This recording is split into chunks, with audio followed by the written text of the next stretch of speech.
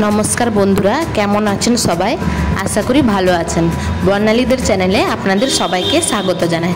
आज के आमी पोटल भाजा करब। पोटलगुलोके आमी एइभाবে ছাড়িয়ে ভালো করে ধুয়ে নিয়েছি। এবার মাছ বরাবর কেটে নিব। পোটলগুলোকে কেটে নিয়েছি।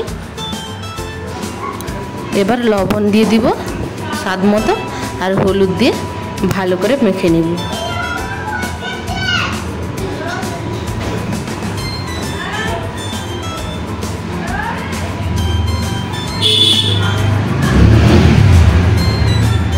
ভালো করে মেখে নিয়েছি। চুলায় কড়াই বসিয়ে দিয়েছি। কড়া গরম হয়ে গেছে। কড়াই দিয়ে দিব তেল।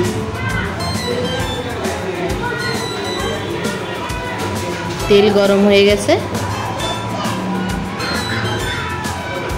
এবার পটলগুলো দিয়ে দিব।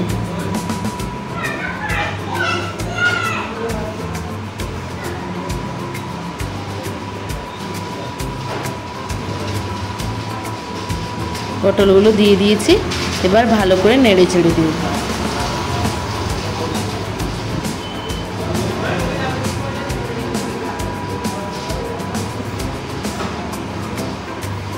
এখানে শিলনোড়ায় পেঁয়াজ কুচি, গোটা জিরে আর দুটো কাঁচা লঙ্কা বেটে নিব। পটলগুলো এক পাশ ভালো করে ভাজা ভাজা হয়ে গেছে, উল্টে দিয়েছি।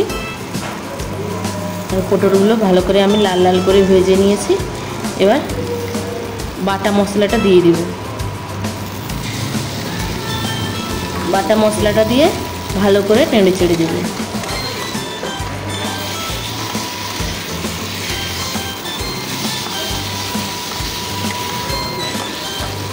এই বাটা মশলাটা দিলেই কিন্তু পটল ভাজাটা খেতে খুবই সুন্দর লাগে।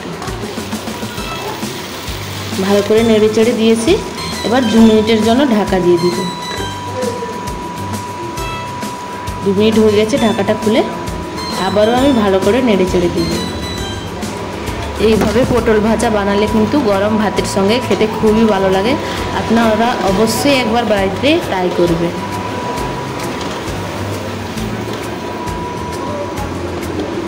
ভালো করে নেড়ে চেড়ে দিয়েছি।